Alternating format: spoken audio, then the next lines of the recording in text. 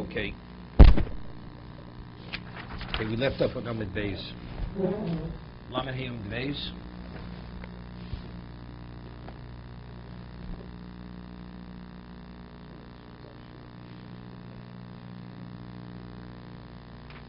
Okay, we're going to start with the 2 dots again. 3 lines from the top on Lamed Hey Amid Beis.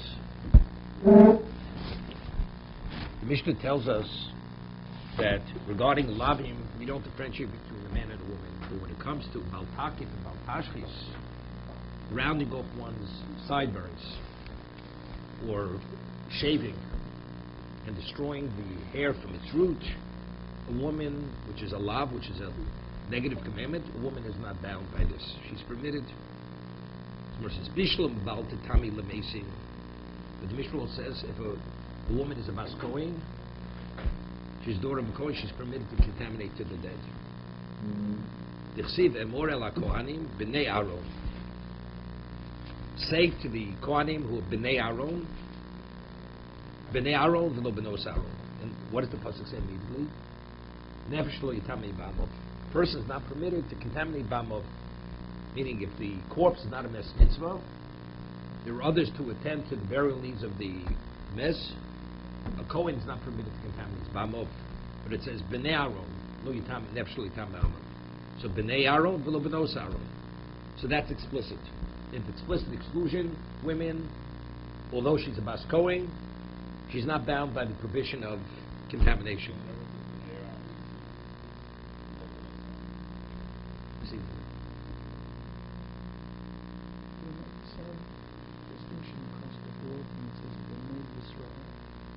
Sometimes yes, sometimes not, unless it's indicated. For instance, regarding the laws of smicha, right? The person brings a korban, the person is supposed to lean on the korban.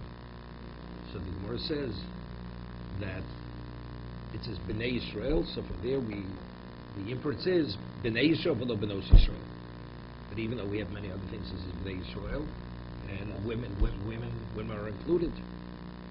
So evidently there are reasons why in certain instances it's an exclusion, other times it's just a generic, all-inclusive type of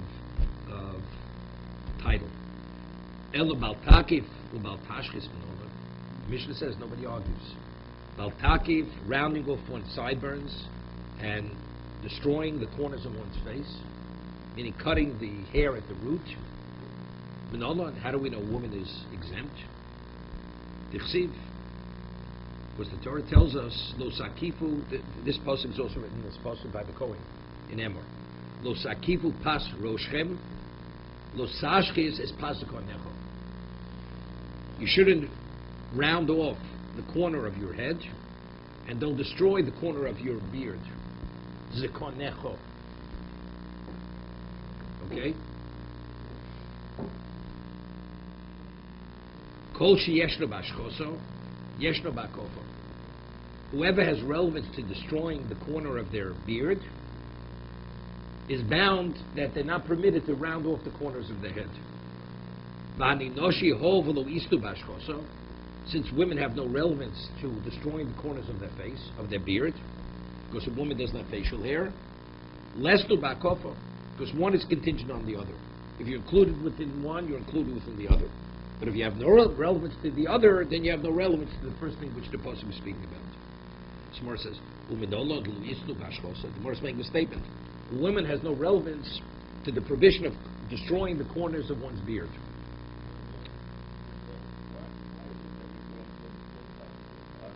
Because the Torah juxtaposes one to the other. It's one Pasuk. No, it says you're not permitted to round off the corners of your head. And you're not permitted to destroy the corners of your beard. Why is it that you don't say? But what should you say?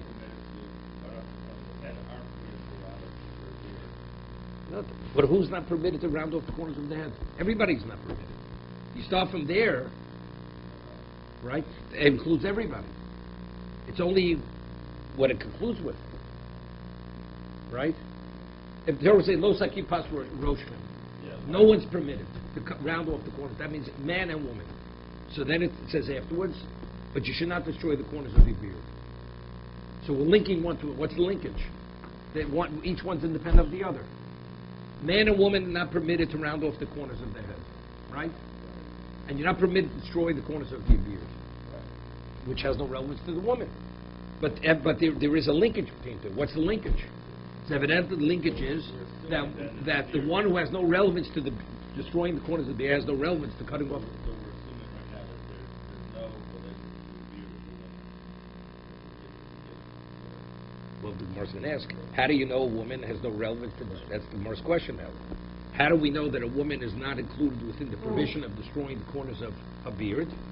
Ibos ema svara.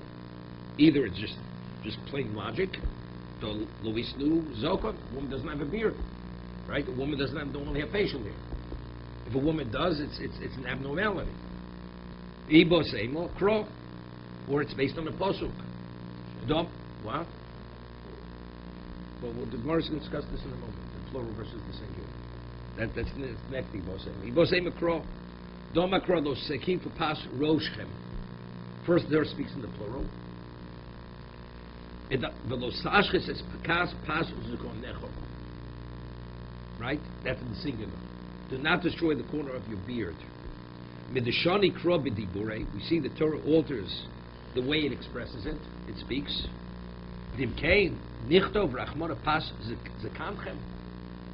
Right? The Torah said the corners of your beards. As it says, Roshchem, in the plural, which is speaking when it's the corner of the beard, it said beards. My zikon necho, why in the singular?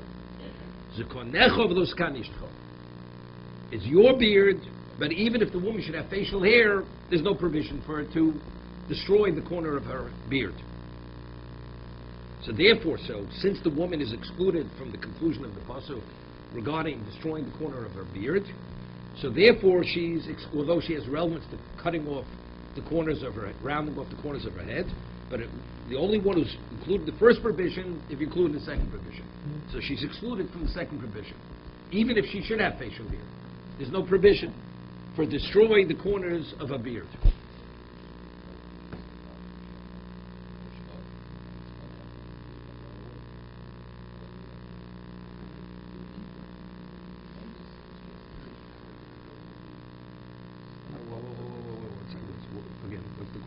Says lo sakiv pasu. Okay, so that includes man and woman. Good, but we're saying no. We're saying no. The conclusion indicates.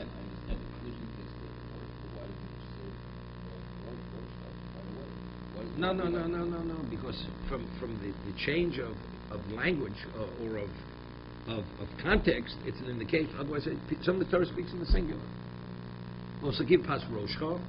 Which has, what to say, singular? It means everybody. The Torah speaks. That the Torah alters it, the way it expresses plural versus singular, one is clearly an exclusion. So just as she's excluded. Right, exactly. To reveal that she's excluded. Samar asks a question. Below.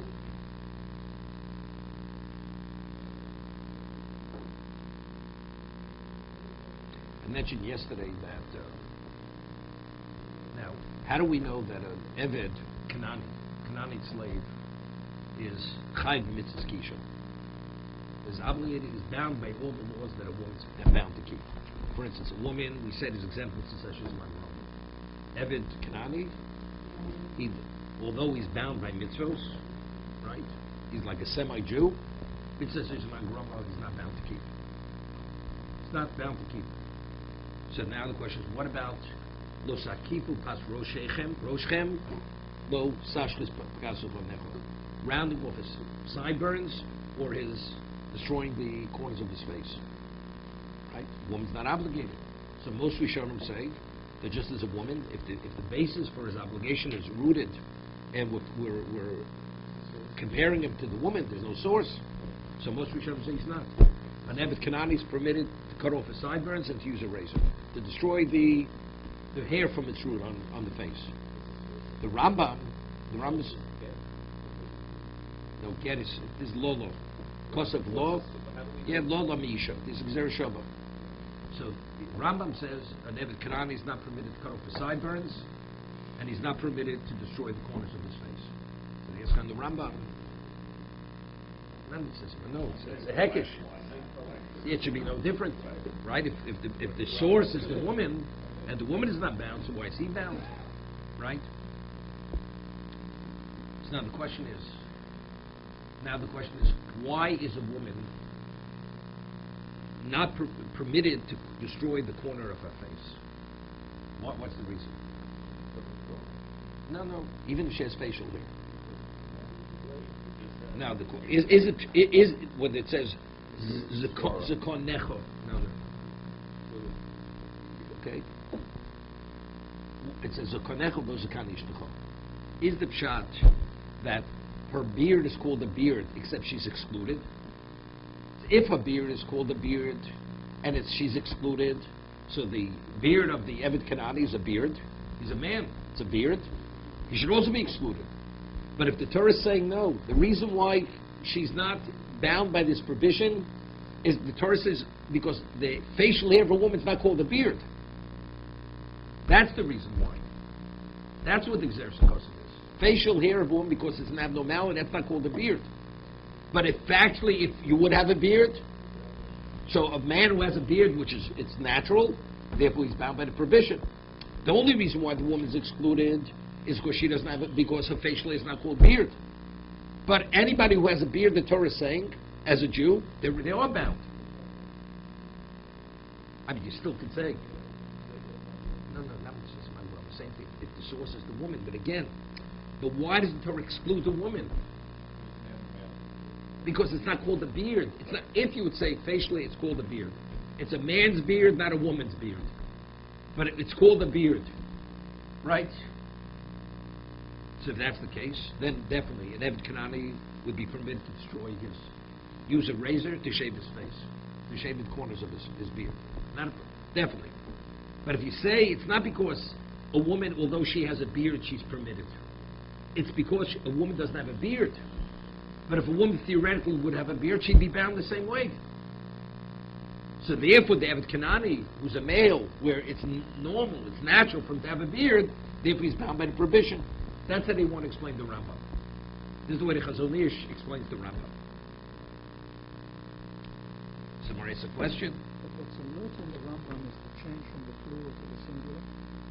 No, not at all. Because that is a signal. The text is telling us something different when you switch from the plural to the singular. The heads, no. Plural. Everybody agrees that a woman, if she has facial hair, she's permitted to use a razor to shave, to remove that facial hair with a razor. Nobody argues that. I'm not getting my question. But that's how do we know a woman's permitted to remove facial hair with a razor? No, I'm going back to the text. I'm going back to the text. How do I know? That's the text. How do I know the woman's permitted to remove facial hair with a razor? Well, as I understand what the Gemara is saying, the Gemara is giving us a signal, or the Torah is giving us a signal. It switches from the plural to the singular. We didn't have to do that. So that tells me the conclusion is it's an exclusion. Well, there's something going on. The Torah is What's saying, going on? The Torah is saying, I'm drawing your attention over here. Then what? You've got to learn something. And what are you learning? So what are you learning from the change of whether it's singular or plural? So that's my question. So what is it? What is it? This is the lesson we're learning. That what? A woman is permitted. No, everybody agrees Or a woman's is permitted. excluded from this. From the provision. From the provision. Yeah, but the question is, why is she excluded? Is it because facially, although it's a beard, the Torah says the provision has no relevance to her? Is that what the Torah is saying? Was Torah saying no? Facially of a woman is not called a beard. You may call it a beard, but halachically it's not called a beard. And the difference is whether an Eved Kanani would be permitted to shave his beard with a razor. If it's called a beard, except the Torah says a woman, although you have a beard, you're permitted to use a razor, then the Eved Kanani would be permitted to use the razor. But if it's the Torah saying a woman, her facial is not called a beard, but if it would be called a beard, you'd be bound by it. Therefore, an Eved Kanani would not be permitted to shave with a razor. It has nothing to do with the plural and singular. Understand what I'm saying? The singular only tells me a woman's excluded. Now the question is, how do I understand that exclusion? Is it because facial hair of a woman is not called a beard? Is that what the Torah is telling us? Or no? Although it's classified as a beard, a woman is permitted to destroy the corners of her face, although she has a beard. Okay? David, you understand? understand what I'm saying. I do understand. There were two possible cases. We've got the case of a woman and the case of an Evet Kanani, but the Evet Kanani is dependent on how we understand the woman. His obligation is sourced in the woman's obligation. Is the woman exempt that she's permitted to cut the corners of her beard? Torah's not saying that, according to Rabbah. Torah says she's permitted to remove facial hair with a razor. Because facial hair is not called a beard. It's not called a zakon. That's what the Torah says. Because since he's a man, his beard, if a woman's facial would be called beard, she'd also be not permitted.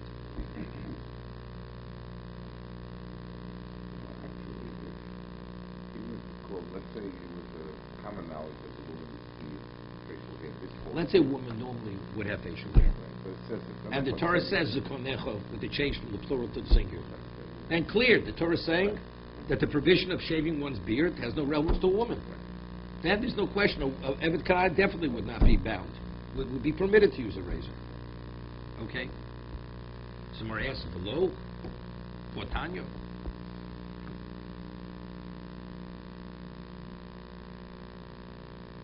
Now it's interesting. So, see, this is very good. The Gemara asks as a question. Tanya zkan isha v'asora shelusar harehin kizokon l'chol devreim.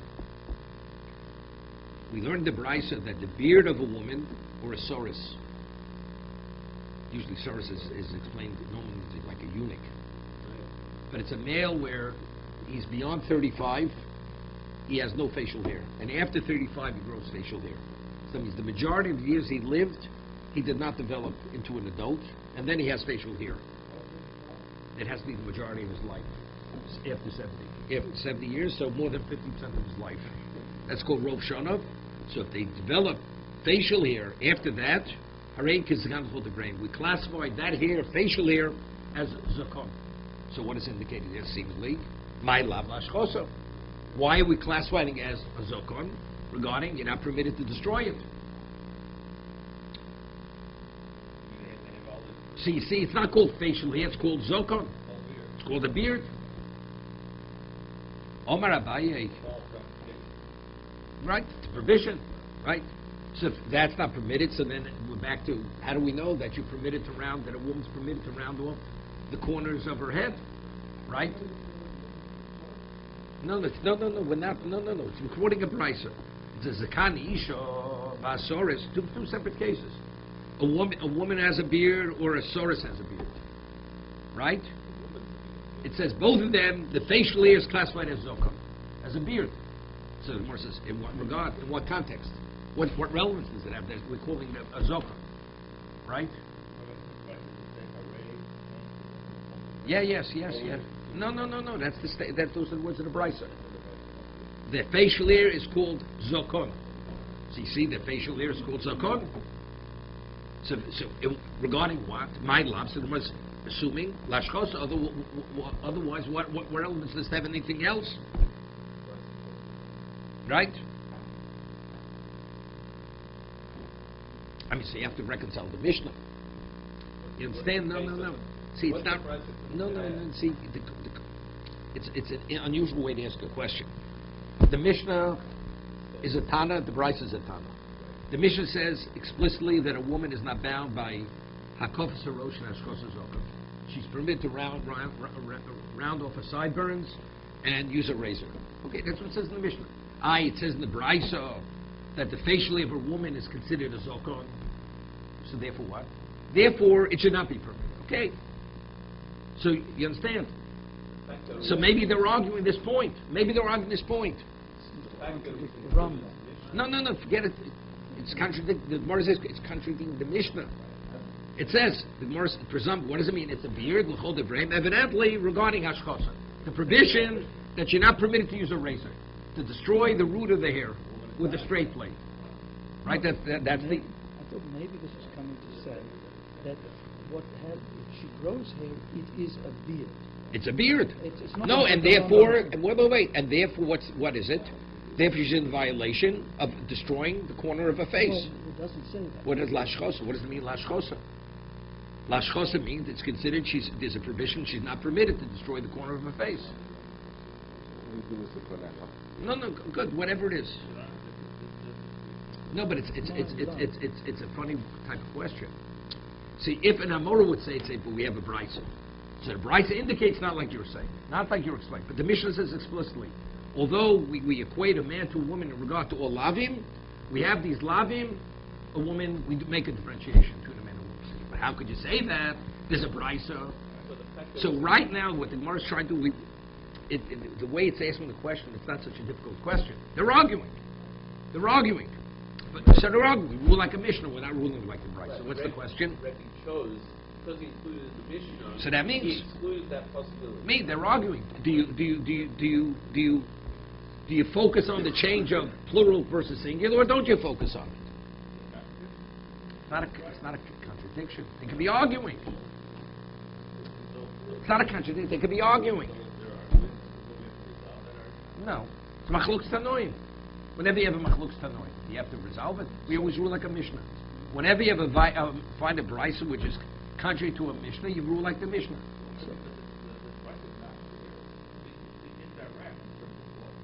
I mean, the Gemara is going to explain it's not referring to the lava, it's referring to something else. The Gemara later is going to say.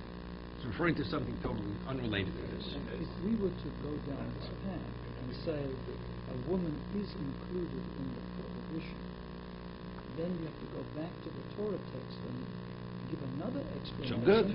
for why But the switch from plural to it's not. singular. But it's not difficult on the Mishnah. The Mishnah is arguing. Fine. So we've given a basis why the Mishnah rules as it rules. So you have a brisa. But how could you say that? You have a brisa that says that the facial hair of a woman is classified as a zokon, so, and it seems to be, what is that in regard to? Hashchosa. Okay? So you have to say what the Gemara is saying, and asking, it seems the Mishnah is stating something that everyone accepts. Nobody argues. How could you say everyone accepts this?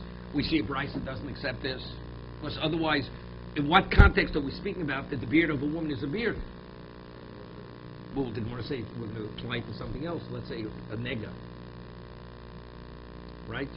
The Torah speaks about that if you have, normally, to be a leprous lesion, you have a black hair turning white. The Torah says if the hair was black, turns white, having a lesion without the white hair is not an indication. It's not yet. It doesn't assume the status of a leprous lesion. But if the hair turns white and you have this intense whiteness in the lesion, that's a nega tzaras, right? So the Torah says. What about if it's in the facial area? Does the hair have to turn white, or it has to turn lamnish or goldish? It has to be sartsohu. It has to turn gold, yellow on the face. So now the question is: let's say a woman has a leprous lesion on her face, and there, what color did the hair turn? So we're talking about nigei hazokon. We're talking about negoim lesions that come out on the face. So in that area, the hair is going from black to gold. So we're saying, a woman, although regarding hashchosa, her facial hair is not classified as zokon, but if it's in the area of the face, the hair there has to turn not white, it has to turn gold. That's what the Gemara is going to say later. That's what it means. That's what it means exactly. So whether it's a soris or it's a woman, which they have no relevance to a beard, the beard is considered, the facial hair is seen as a zokon, and therefore it's bound by the laws of tzaras. It's not white, it has to turn gold. Right? Abaye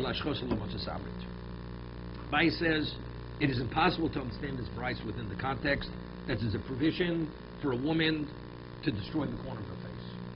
Definitely not. Why? The Yolef pas from the arrow. Because we have Xeris HaKosuf. Now, we have two psukim. One pasuk when it says you're not permitted to destroy the corner of your face is written by the Kohen. Right? The pasuk we just quoted. Right? Lo sakifu pas roshchem, zosashas pas konecha is written by the Kohen. Right? Now we have another pasuk which is written by Yisrael, where it says pas akonam lo yigalechu. Right? You should not shave. Giluach is shaving. You should not shave the corners of your face. Wait, no. What is giluach? Hiluch shaving could be even with a scissor, even when you're not destroying the hair at the root. Lo yigalechu. But since I have a Gzera Shova, it says Pas regarding a Yisrael. It says Pas regarding a Kohen, right? So just as by the Kohen, it says destroying. So the Giluach that the Torah is speaking about the Yisrael, speaking where you're destroying it. You're not using a scissor, a crosscut, but the blade is touching the root of the hair. Okay? So that's what I'm learning from the Gzera Shova, Pas. That's number one. Secondly, if I just have the pasuk by the Kohen, what happens if the person destroys there its root, not in the conventional way? He takes a plane that you normally smooth in wood, and he uses that to remove the hair. He improvises and uses that, which is not the normal way of shaving. But he's destroying it at the root. Is he in violation? I have a Gzera Shova to the Yisrael. It has to be derech giluach. It has to be the conventional way of shaving. So since that's not a person takes a tweezer and pulls the hair out from its root. If you'd only have the pasuk of the Kohen, I'd say you're in violation, because actually you destroyed the hair from its root. But now that I have the Gzera Shova, it has to be derech giluach. It's the way one normally shaves. One normally doesn't remove hair with a tweezer. That's not the way one shaves. Therefore, it's the conventional way of shaving. So I learn one from the other.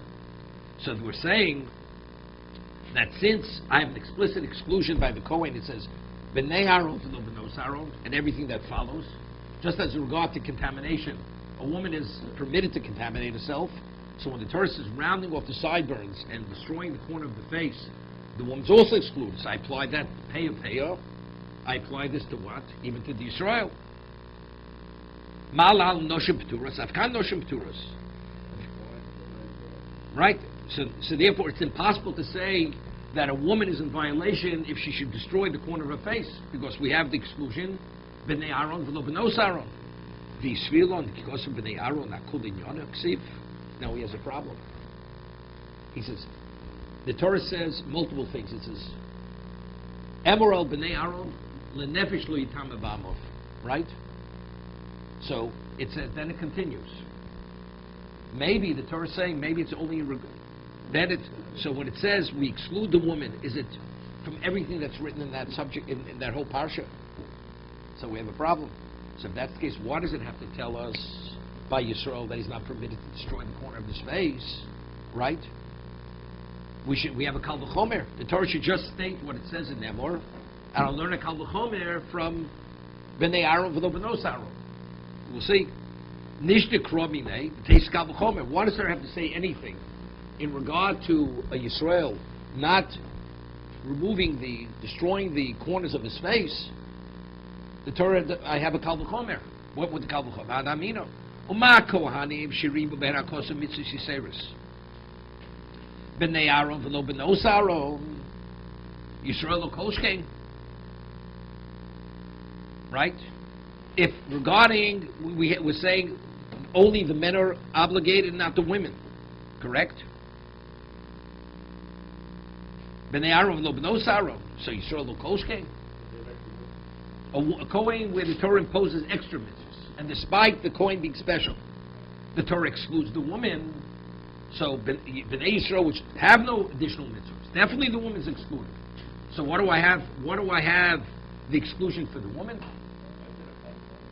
It is it's very, very good. And despite the extra mitzvahs, wait, the woman is exempt. So a regular Bas Yisrael definitely should be exempt. So what does that have to write something else to tell me? What do I need the Gzera Shova? To equate B to A?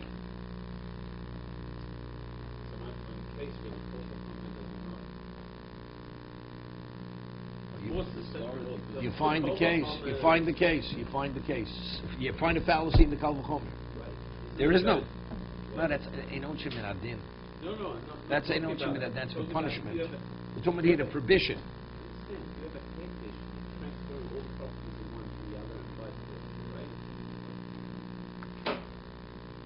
Let's just leave what the Gemara says. So Abaye answers, "Ilab Gzera Shova Avmina Hefsika Inyan." If not for the Gzera Shova, I would say no. I'd say the exclusion only applies to Nefesh Lo Yitam B'Bamov. What goes beyond that, the first thing stated in the pasuk, which is contamination, but the other laws that follow, that applies to the man and woman equally. Okay? So Hashtanami name a hifsek inyan. Right? So I'll say the same thing. So therefore, I need the Gzera Shava. So that's why I need Peya to tell me. Because so what's Peya telling me? The Gzera Shava. So Gemara says no. Im shum Gzera Shava mi boile. No. Gemara says no. The Gzera Shava doesn't tell me that the woman is excluded from everything else that's written in the parsha.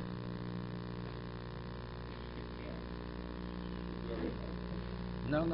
I'd say it's only applying. It only applies to the first beginning of the pasuk.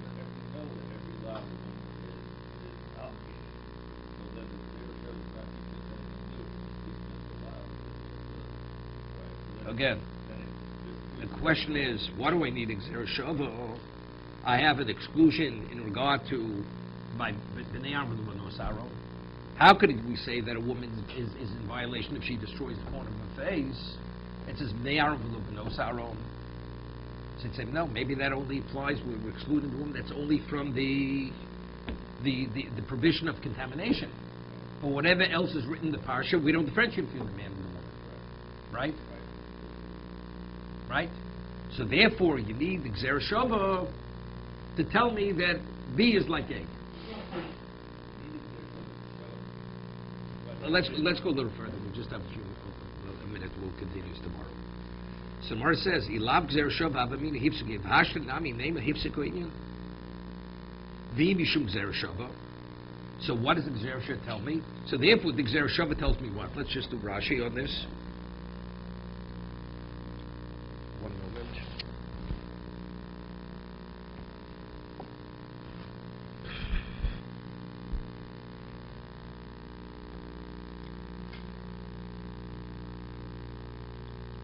Hifsekin v'lo koi b'nei Aaron ela atuma l'chud sheish hifsek b'intayim go lo yitamo. So Gemara said, "Mod le'chtan litin is omer shal zeh." So Gemara says, "No, I need the Gzera Shava to tell me something else."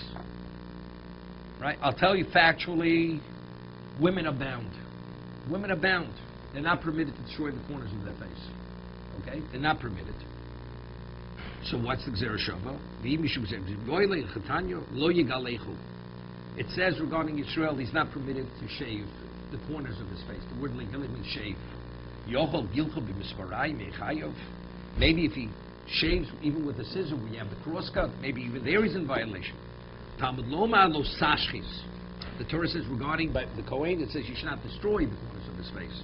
That's an emor. What about if he destroys the corner of his face by the Kohen with a plane or with a tweezer? Maybe he's in violation because he's destroying the hair from its root. Talmud loma lo yigalechu. I learned the Kohen from the Israel that it has to be the conventional way of shaving. Ha ketzad ki luach sheish bo hashgacha. It has to be conventional shaving, that you're shaving in a manner where you're destroying hair at its root. To be continued.